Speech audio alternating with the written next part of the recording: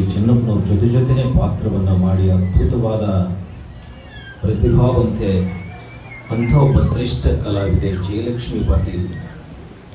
ಆ ತಾಯಿಯವರು ಅನಾರೋಗ್ಯದಿಂದ ನರಳುತ್ತಾ ಇದ್ದಾರೆ. ಗುರುವಿನ ಸಂಸ್ಥೆ ಸಿಂಧೋಗಿದ್ದ ಕಾರಣ ಅದು ನನ್ನ ತವರ ಮನೆ ಇದ್ದ ಹಾಗೆ ಅನ್ನುವಂಥ ವಿಚಾರವನ್ನು ಹಂಚಿಕೊಂಡು ನಮ್ಮ ಸಂಸ್ಥೆಯ ಹಿತಚಿಂತಕರು, ನಮ್ಮ ಸಂಸ್ಥೆಯ ಬಗ್ಗೆ ಅಪಾರವಾದ ಅಭಿಮಾನ ಇಟ್ಟಂಥ ಇನ್ನೋರ್ವ ಕಲಾವಿದೆ ಹೇಲನಕ ಮೈಸೂರು. ಬಹುಶಃ ಅವರ ಮುಖ ನಿಮಗೆ ನೆನಪಿರದೇ ಇರ್ಬೋದು, ಅವರ ಧ್ವನಿ ಮಾತ್ರ ಬಹಳ ಚಿರಪರಿಚಿತ ಕಲಾವಿದೆ ನಮ್ಮ ಕರ್ನಾಟಕಕ್ಕೆ. ಒಂದು ಕಾಲದಲ್ಲಿ ಕ್ಯಾಸೆಟ್ನಲ್ಲಿ ಯಾವುದೇ ಟೇಪ್ ರೆಕಾರ್ಡ್ನಲ್ಲಿ ಕ್ಯಾಸೆಟ್ ಹಾಕಿದರೆ ಆ ತಾಯಿ ಧ್ವನಿಯನ್ನೇ ಕೇಳ್ತಾ ಇದ್ದೀವಿ. ಅಂಥ ಒಬ್ಬ ಶ್ರೇಷ್ಠವಾದ ಕಲಾವಿದೆ. ಅವರಿಗೆ ಬೇರೆ ಯಾರೂ ಅಲ್ಲ, ಗುರುವಿನ ಸಂಸ್ಥೆಯಲ್ಲಿ 20 ವರ್ಷಗಳಿಂದ ಸೇವೆ ಸಲ್ಲಿಸ್ತಾ ಬಂದಿರತಕ್ಕಂಥ ನಮ್ಮ ಪ್ರಧಾನ ಪ್ಯಾಡ್ ಕೊಡಿಸ್ತಕ್ಕಂಥ ನಮ್ಮ ಫ್ರಾಂಕಿ ಸರ್ ಅವರ ಅಕ್ಕ ಹೇಲನಕ ಮೈಸೂರು ಅವರು, ಮಹಾದೇವು ಅಮ್ಮ ನಿಮ್ಮ ಊರಿಗೆ ಬರ್ತೀನಿ ಅಂತಾಳೆ, ಸಿಂಧೋಗಿಗೆ ಕರ್ಕೊಂಡು ಬರ್ತೀನಿ, ನಿಮ್ಮಿಂದ ಏನು ಸಾಧ್ಯ ಅನುಕೂಲ ಆದಷ್ಟು ಸಹಾಯವನ್ನು ಮಾಡ್ರಿ ಅನ್ನುವಂಥ ವಿಚಾರವನ್ನು ಹಂಚಿಕೊಂಡು ನಮ್ಮ ಹೇಲನಕ ಕರ್ಕೊಂಡು ಬಂದಿದ್ದಾಳೆ. ತಾಯಿಯನ್ನು ವೇದಿಕೆಗೆ ಬರಮಾಡ್ಕೊಳ್ತೀರಿ. ನಮ್ಮ ಸಂಸ್ಥೆ ಕಲಾವಿದರು ಎಷ್ಟು ಸಾಧ್ಯನೋ ನಾವು ಕೂಡ ಕೊಡ್ತಾ ಇದ್ದೀವಿ. ಅದರ ಜೊತೆಗೆ ನಮ್ಮ ಕೇಶಪ್ಪಣ್ಣವರಾಗಲಿ, ಊರಿನ ಅನೇಕ ಹಿರಿಯರು ಕೂಡ ತಮ್ಮಿಂದ ಏನು ಸಾಧ್ಯ ಆದಷ್ಟು ಅಂತ ಕಾಣಿಕೆಯನ್ನು ಕೊಡ್ತಾ ಇದ್ದಾರೆ. ಅಂಥ ಒಬ್ಬ ತಾಯಿನ ವೇದಿಕೆಗೆ ಬರಮಾಡ್ಕೊಳ್ತಾ ಇದ್ದೀನಿ. ತಮ್ಮ ಶಕ್ತಿಗೆ ಅನುಸಾರವಾಗಿ ತಾವು ಕೊಡ್ಬೋದು. ಇದೊಂದು ಶ್ರೇಷ್ಠವಾದ ಗಳಿಗೆ ಅಂದರೂ ತಪ್ಪಾಗಲಿಕ್ಕಿಲ್ಲ. ಅದು ಪುಟ್ಟಯ್ಯನ ಉಡಿಯಲ್ಲಿ ಕುಂತ್ಕೊಂಡು ಆ ತಾಯಿ ಬಂದಿದ್ದಾಳೆ, ಉಡಿಯಲ್ಲಿ ಕುಂತ್ಕೊಂಡು ಕೇಳ್ತಾ ಇದ್ದಾಳೆ ಅಂದರೆ ನೀವು ಕೂಡ ಒಂದು ಪುಣ್ಯದ ಕಾರ್ಯ ಇದು. ತಮ್ಮ ಶಕ್ತಿಗೆ ಅನುಸಾರವಾಗಿ ಕೊಡಲೇಬೇಕು ಅನ್ನುವಂಥದ್ದಲ್ಲ. ಸಂಸ್ಥೆ ವತಿಯಿಂದನೂ ಕೊಡ್ತಾ ಇದ್ದೀವಿ, ಕಲಾವಿದರ ವತಿಯಿಂದನೂ ಕೊಡ್ತಾ ಇದ್ದೀವಿ ಅನ್ನುವಂಥ ವಿಷಯ ಹಂಚಿಕೊಂಡು ವೇದಿಕೆಗೆ ಬರಮಾಡ್ಕೊಳ್ತಾ ಇದ್ದೀನಿ. ಚಪ್ಪಾಳೆ ಮುಖಾಂತರ ಹಿರಿಯ ಕಲಾವಿದರ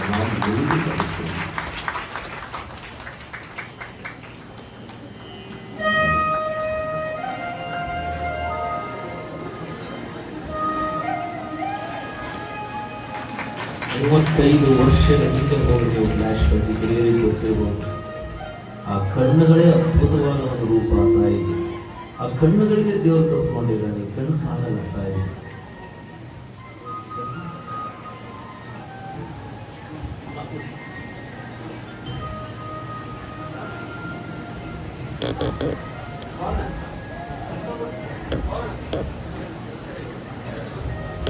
ಹೇಲನಕ ಅವರ ವೇದಿಕೆ ಬರಬೇಕಾದ್ರೆ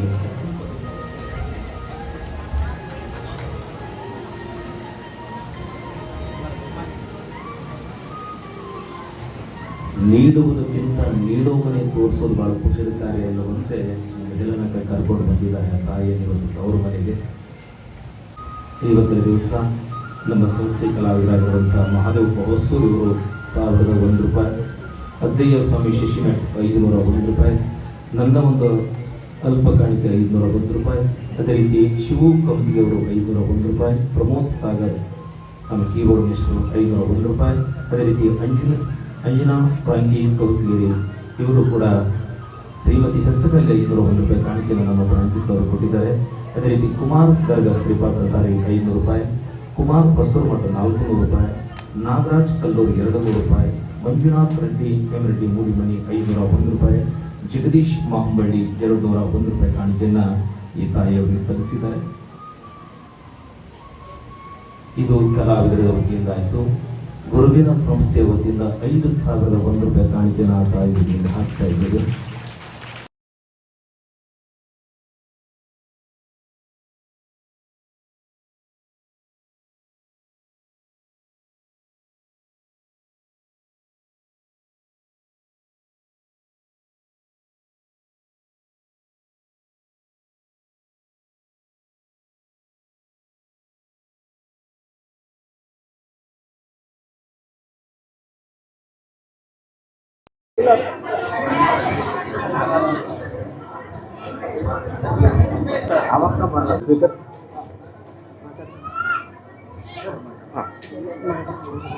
ಹೊರಗಡೆ ಲಿಸ್ಟ್ ಮಾಡ್ತಾ ಇದ್ದಾರಂತ ಅದನ್ನು ಮಾಡಿ ಆಮೇಲೆ ಲೆಕ್ಚರಿಂಗ್ ನನ್ನ ಅವರು ಫೋನ್ ಪೇ ನಂಬರ್ ಕೊಡ್ತೀನಿ.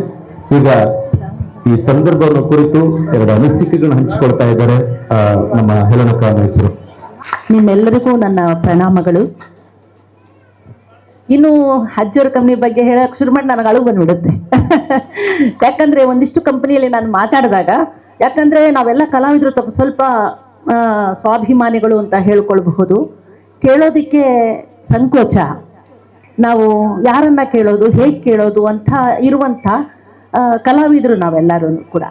ಅದರಲ್ಲಿ ನಮ್ಮ ಹಿಂದಿನ ಹಿರಿಯ ಕಲಾವಿದರು ಅಂತಂದ್ರೆ ಅವರು ಕಲೆಯನ್ನೇ ಸಂಪಾದನೆ ಮಾಡಿದವರು, ಹಣಕ್ಕಿಂತ ಹೆಚ್ಚಾಗಿ ಕಲೆಯನ್ನೇ ನಂಬಿದವರು. ಇವತ್ತು ಅಂತ ಹಿರಿಯ ಜೀವ ಇದು, ನನ್ನ ಗುರು ಕೂಡ.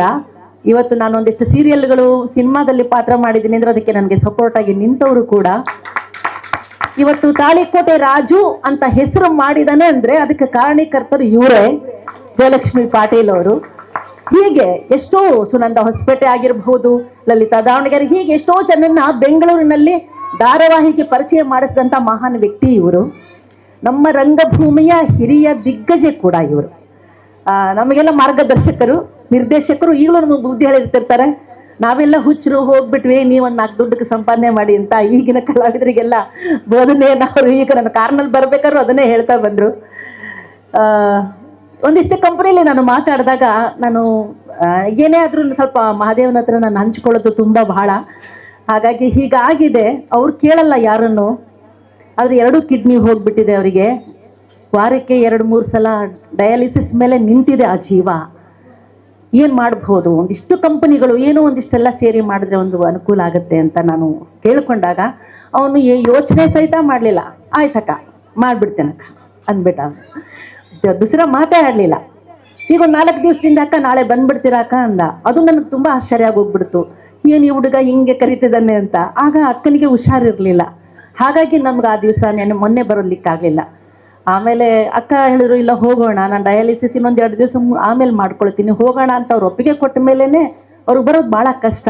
ಕಾರ್ ಮಾಡ್ಕೊಂಡು ಬಂದಿದ್ದೀವಿ, ಅವ್ರನ್ನ ಕರ್ಕೊಂಡು ಬಂದಿರೋದು. ಅವರಿಗೆ ಮಹಾದೇವ್ ಇನ್ನೊಂದು ಮಾತು ಹೇಳಿದರು, ಅಕ್ಕ ಅವ್ರು ಬರೋದೇ ಬೇಡ, ನಾವೇ ಎಲ್ಲ ಕೂಡಿಸಿ ತಂದು ಅವ್ರು ಕೊಡ್ತೀವಿ ಅಕ್ಕ ಅಂತಂದರು. ಆದರೆ ಅವರಿಗೆ ಇವ್ರನ್ನೆಲ್ಲ ನೋಡಬೇಕು ಅಂತ ಆಸೆ. ಅಜ್ಜೋರ್ ಕಂಪನಿ ಅಂದರೆ ಇವತ್ತೊಂದು 90 ವರ್ಷ ದಾಟ್ತಾ ಇದೆ ಅಂತಂದರೆ ಇದು ನಮಗೊಂದು ದೇವಸ್ಥಾನ ಇದ್ದ ಹಾಗೆ. ಇಲ್ಲಿ ಬಂದಿದ್ದೀವಿ ಅಂದ್ರೆ ನಮ್ದು ಅರ್ಧ ಪಾಪ ಹೋಯ್ತಪ್ಪ ಅಂತ ಒಂದು ಉತ್ಸಾಹ ಹಾಕ್ಕೊಂಡು ಹೋಗ್ತೀವಿ ನಾವು. ನಾವು ಮಾಡಿದ ತಿಳಿದೋನೋ ತಿಳಿಲಾರ್ದೇನೋ ತಪ್ಪುಗಳನ್ನು ಮಾಡಿದ್ರೆ ಅದೆಲ್ಲ ಕಳೆದು ಹೋಯಿತು ಅನ್ನೋ ಒಂದು ಪವಿತ್ರ ಸ್ಥಳ ಇದು. ಇಲ್ಲಿ ಪಾತ್ರ ಮಾಡಿದಂಥ ಎಲ್ಲ ಕಲಾವಿದರು ದೇವತೆಗಳು. ಇದು ನನ್ನ ಭಾವನೆ ವೈಯಕ್ತಿಕವಾಗಿ. ನಮ್ಮೆಲ್ಲರ ಕಲಾವಿದರ ಭಾವನೆನೂ ಅದೇ ಕೂಡ. ಇಲ್ಲಿ ಸೇವೆ ಮಾಡಿದ್ರೆ ಆಯಿತು, ನಮ್ಮ ಜನ್ಮ ಸಾರ್ಥಕ ಆಯಿತು ಅನ್ನೋ ಒಂದು ಮುಕ್ತಿ ಸಿಗುತ್ತೆ ಅಂತ ಒಂದು ಭಾವನೆಯನ್ನು ಇಟ್ಕೊಂಡವರು ಈ ಪವಿತ್ರ ಸ್ಥಳಕ್ಕೆ ಬಂದು, ಇದು ವೃತ್ತಿ ರಂಗಭೂಮಿಯ ಹಿರಿಮೆ ಅನ್ನಬೇಕು. ಅಜ್ಜವರ ಆಶೀರ್ವಾದ ಅಷ್ಟೊಂದು ಇದೆ. ಹಾಗೆ ಹಿರೇ ಸಿಂದಗಿ ಪ್ರೇಕ್ಷಕರಲ್ಲೂ ಬಹಳ ತುಳುಕಾಡ್ತಾ ಇದೆ ಈಗ ನಾನು ನೋಡಿದ ಮೇಲೆ. ಹಾಗಾಗಿ ನಿಮ್ಮೆಲ್ಲರ ಮುಖದಲ್ಲೂ ನಾನು ಅಜ್ಜವ್ರನ್ನ ನೋಡೋದಕ್ಕೆ ಇಷ್ಟ ಆಗ್ತಾ ಇದ್ದೀನಿ. ಎಲ್ಲ ಕೊಂಡ್ರು ಪುಟಾಯಿಜ ನೋಡ್ತಾ ಇದ್ದೀನೇನೋ ಅಂತ ಅನಿಸ್ತಾ ಇದೆ ನನಗೆ. ಹಾಗೆ ಒಬ್ಬ ಕಲಾವಿದೆಯನ್ನ ನೀವು ಸ್ವೀಕಾರ ಮಾಡಿದಿರಿ, ಬರಮಾಡಿಕೊಂಡಿದ್ದೀರಿ, ಹಾಗೂ ಸಹಾಯಧನವನ್ನು ನೀಡ್ತಾ ಇದ್ದೀರಿ. ಇಲ್ಲಿ ಇವರು ರೈತನ ಮಕ್ಕಳು ನಾಟಕಕ್ಕೆ ಬಂದಾಗ ಭಾರತಿ ಪಾತ್ರ ಮಾಡಿದ್ರು ಅಂತ ಅವರು ಹೇಳ್ತಾ ಬಂದ್ರು. ಎಷ್ಟೋ ಜನ ಹಿರಿಯರು, ಈ ಊರಿನ ಹಿರಿಯರು ಹೇಳ್ತಾ ಇದ್ರು, ಅಯ್ಯೋ ಇವ್ರು ನಮ್ ಕೂಡ ಪಾತ್ರ ಮಾಡ್ಯಾರ ಅಂತ ಹೇಳಿ. ಅದಲ್ಲದೆ ನೀವು ರಾಮಾಚಾರಿ ನೋಡಿರ್ಬೋದು, ನಾಗಿಣಿ ನೋಡಿರ್ಬೋದು, ಕುಲವಧು ನೋಡಿರ್ಬೋದು. ರಾಮಾಚಾರಿ 4 ವರ್ಷ ನಡೀತು ಸೀರಿಯಲ್. ಈಗೀಗ ಅವರಿಗೆ ಸೀರಿಯಲಲ್ಲಿ ಪಾತ್ರ ಮಾಡೋಕ್ಕೆ ಆಗದೆ ಇದಕ್ಕೆ ಮತ್ತೆ ವಾಪಸ್ ಬಂದರು ಅವರು ಕೂಡ. ಜೈ ವಿಜಯಲಕ್ಷ್ಮಿ ಅದೊಂದು ಕೂಡ ಅದರಲ್ಲೂ ಇದ್ರು, ಅರ್ಧಕ್ಕೆ ಅವರು ವಾಪಸ್ ಬಂದರು. ಯಾಕೆ ಕೂತ್ಕೊಳ್ಳೋಕ್ಕೂ ಆಗಲ್ಲ, ಬಹಳ ಹೊತ್ತು ಇರೋದಕ್ಕೂ ಆಗಲ್ಲ, ನೀರೇ ಕುಡಿಯೋಕ್ಕಾಗಲ್ಲ ಅವರಿಗೆ, ಅಷ್ಟೊಂದು ಕಷ್ಟ ಇದೆ. ಹಾಗಾಗಿ ಎಲ್ಲರಿಗೂ ನಾನು ಅಭಿನಂದನೆಗಳನ್ನು ಹೇಳ್ತೀನಿ, ವಂದನೆಗಳನ್ನು, ಶಿರಸಾಷ್ಟಾಂಗ ನಮಸ್ಕಾರಗಳನ್ನು ನಿಮಗೆ ಹೇಳ್ತೀನಿ ಅಕ್ಕನ ಪರವಾಗಿ. ಅಕ್ಕ ಒಂದು ನಿಮ್ಮ ಜೊತೆ ಮಾತಾಡ್ತಾರೆ. ಹಾಗಾಗಿ ಮಹಾದೇವ್ ನೂರುದ್ದೀನ ಸಮಸ್ತ ಎಲ್ಲ ಕಲಾವಿದರಿಗೆ ಹಾಗೂ ಹಿರಿಯ ಸಿಂಧೋಗೆ ಎಲ್ಲ ಹಿರಿಯರಿಗೆ ಸಹಾಯ ಮಾಡಿದಂತೆ ಎಲ್ಲರಿಗೂ ಕೂಡ ನನ್ನ ಹೃತ್ಪೂರ್ವಕ ವಂದನೆಗಳನ್ನು ಹೇಳೋದಕ್ಕೆ ಇಷ್ಟಪಡ್ತೇನೆ. ಅಕ್ಕ ಮಾತಾಡಿ.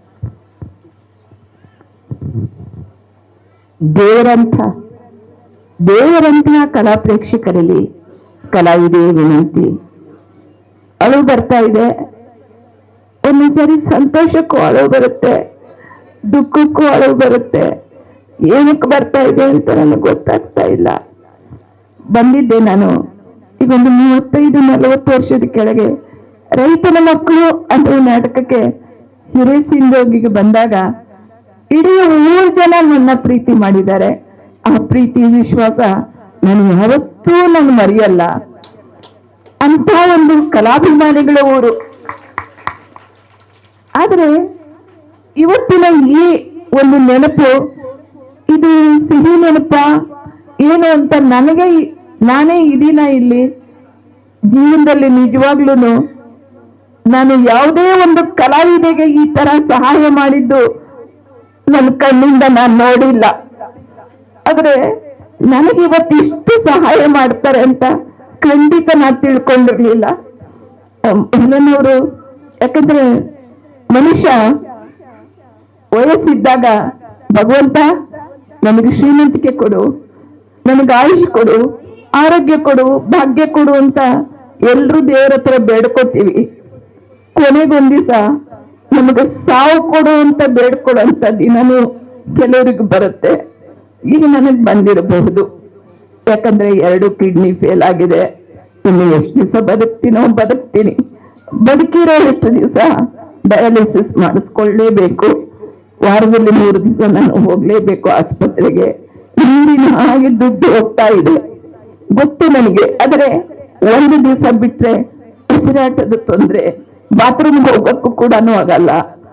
ಆ ಪರಿಸ್ಥಿತಿಗೆ ಬಂದ್ಬಿಟ್ಟಿರ್ತೀನಿ ನಾನು. ಬದುಕಿರೋ ಅಷ್ಟು ದಿವಸ ಇರ್ಬೇಕು, ಬೇಗ ಕರ್ಕೊಂತೀವಿ. ದೇವರು ನಮ್ಮ ಮಾತು ಕೇಳ್ತಾನ? ಕೇಳಲ್ಲ. ಅವನ ಅಪ್ಪಣೆ ಬಂದಾಗ ಯಾವ ಡಾಕ್ಟ್ರು, ಯಾವ ಹಣ, ಯಾವ ಬಂಧು ಬಳಗ ನಮ್ಮನ್ನು ಉಳಿಸಲ್ಲ, ಅದು ಗೊತ್ತಿದೆ ನನಗೆ.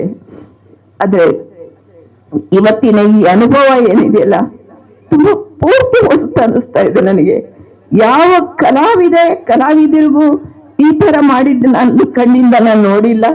ನಾನಂತೂ ಯಾರ ಹತ್ರನೂ 10 ರೂಪಾಯಿನೂ ತಗೊಂಡಿಲ್ಲ. ನಾನು ಇವತ್ತು ಇಷ್ಟು ನನ್ನ ಪ್ರೀತಿಯಿಂದ ನೋಡಿ ಸಂಘದವರಾಗ್ಲಿ, ಊರಿನವರಾಗ್ಲಿ ನನಗೆ ಪ್ರೋತ್ಸಾಹ ಕೊಟ್ಟು ನಾನು ಇನ್ನೂ ಬದುಕು, ಇನ್ನೂ ಡಯಾಲಿಸಿಸ್ ಮಾಡಿಸ್ಕೊ ಅಂತ ಹೇಳಿ ಎಲ್ಲರ ಆಶೀರ್ವಾದ ನನಗೆ ಕೊಟ್ಟಿದ್ರಲ್ಲ, ನನ್ನ ಮಡಲು ತುಂಬಿಸಿದಿರಲ್ಲ, ನಿಮಗೆಲ್ಲ ನನ್ನ ಹೃತ್ಪೂರ್ವಕ ವಂದನೆಗಳು.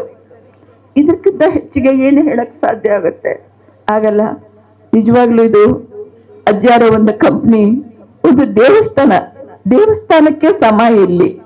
ಯಾಕಂದ್ರೆ ನಾನು ಎಷ್ಟೋ ವರ್ಷಗಳಿಂದ ನೋಡ್ತಾ ಇದ್ದೀನಿ, ಬಹಳ ವರ್ಷಗಳಿಂದ ನಿರಂತರವಾಗಿ ಕರ್ನಾಟಕದಲ್ಲಿ ನಡೆದ ಕಂಪನಿ ಅಂದ್ರೆ ಅಜ್ಜಾರ ಕಂಪನಿ ಒಂದೇ ಏಕೈಕ ಕಂಪನಿ. ಇಲ್ಲಿ ಪಾತ್ರ ಮಾಡೋರು ಎಷ್ಟು ಶುದ್ಧ ಭಯ ಭಕ್ತಿಯಿಂದ ಮಾಡ್ತಾರೆ. ನೀವುಗಳೆಲ್ಲ ನೋಡ್ತಾ ಇದ್ದೀರಾ, ನೀವುಗಳೆಲ್ಲ ಎಷ್ಟು ಪ್ರೋತ್ಸಾಹ ಕೊಡ್ತಾ ಇದ್ದೀರಾ. ಒಂದೊಂದು ಕ್ಯಾಂಪ್ನಲ್ಲೂ ಮನೆಗೆ ಕರೆದು ಅವರನ್ನು ಊಟಕ್ಕೆ ಕೊಟ್ಟು, ನಾನು ಇಲ್ಲಿ ಸಂಘದಲ್ಲಿ ಇರ್ಬೇಕಂದ್ರೆ ತುಂಬಾ ಖುಷಿ. ನಾನು ಒಂದ್ ದಿವಸ ಸಂಶಯಲ್ಲಿ 1 ವಾರ ಇಲ್ಲೇ ಕಂಪ್ನಿಲಿ ಇದ್ದೆ. ಎಲ್ಲರ ಮನೆಗೆ ಭಿನ್ನ ಹಾಕಿ ಕರಿತಿದ್ರು. ಇವ್ರ ಜೊತೆ ನಾನು ಹೋಗ್ತಾ ಇದ್ದೆ. ನಾನು ನಿಜವಾಗ್ಲೂ ನನಗೆ ತುಂಬಾ ಖುಷಿ ಅನಿಸ್ತಾ ಇದೆ, ತುಂಬಾ ಸಂತೋಷ ಅನಿಸ್ತಾ ಇದೆ. ದುಃಖ ಬರುತ್ತೆ, ಅದು ಸ್ವಾಭಾವಿಕ. ನಿಜವಾಗ್ಲೂ ಭಗವಂತ ನನಗಿನ್ನೂ ಸ್ವಲ್ಪ ಆಯುಷ್ಯ ಹೆಚ್ಚು ಬರ್ತಾ ಇದೆಯೇನೋ ಅಂತ ಅನಿಸ್ತಾ ಇದೆ. ನಿಮ್ಮಗಳ ಪ್ರೋತ್ಸಾಹ ಪ್ರೀತಿ ನೋಡಿ ನಾನ್ ತಿಳ್ಕೊಂಡಿದ್ದೆ ನೆಕ್ಸ್ಟ್ ಮಂತ್ ಇರ್ತೀನೋ ಇಲ್ಲೋ, ಶ್ರಾವಣ ಮಾಸ ನೋಡ್ತೀನೋ ಇಲ್ವೋ ಅನ್ಕೊಂಡು. ಆದ್ರೆ ಈಗ ನಿಮ್ಮಗಳ ಪ್ರೀತಿ, ಅಭಿಮಾನ, ವಿಶ್ವಾಸ, ನೀವು ನನಗ್ ಮಾಡಿದ ಸಹಾಯ, ಇದೆಲ್ಲ ಇನ್ನು ನಾನು 3-4 ತಿಂಗಳು ಬದುಕ್ತೀನಿ ಅನ್ನೋ ಅಂತ ಭರವಸೆ ನನಗೆ ಬರ್ತಾ ಇದೆ. ಖಂಡಿತ ಬದುಕ್ತೀನಿ. ಇನ್ನೂ ಸ್ವಲ್ಪ ನಂದು ಕೆಲಸ ಇದೆ, ಮಾಡ್ಬೇಕು. ನಾನಿಲ್ಲಿ ಹಿರೇಸಿಂಧೋಗಿಗೆ ನಮ್ಮ ಪುಟ್ಟರಾಜ ಗವಾಯಿಗಳ ನಾಟಕ ನಾನು ಬರೆದಿದ್ದೀನಿ. ತುಂಬಾ ಅದ್ಭುತವಾಗಿದೆ. ಆ ಶೋ ಇಲ್ಲಿ ಆಗಬೇಕು ಅಂತ ನನ್ನ ಕೊನೆ ಆಸೆ ಇದೆ. ನಮ್ಮ ಮಾಧವ ಅದನ್ನ ನೆರವೇರಿಸ್ಕೊಡ್ತಾರೆ. ಪುಟ್ಟರಾಜ ಗವಾಯಿಗಳ ನಾಟಕ ನಿಮಗಳೆಲ್ಲ ಪ್ರೋತ್ಸಾಹ ಕೊಡ್ತೀರಿ ಅನ್ನೋ ನಂಬಿಕೆ ನನಗೆ. ನೀವು ಕೊಡದೇ ಇದ್ರೂ ಇದೆ, ಖಂಡಿತ ಇದೆ. ಅದನ್ನ ಆಡ್ತೀನಿ ಅನ್ನೋ ಆಸೆ ಇದೆ. ದೇವರು ನನಗೆ ಅಷ್ಟು ಸಲುವಾಗ ಆಯುಷ್ ಕೊಡ್ಲಿ ಅಂತ ಕೇಳ್ಕೊತಾ ಇದ್ದೀನಿ.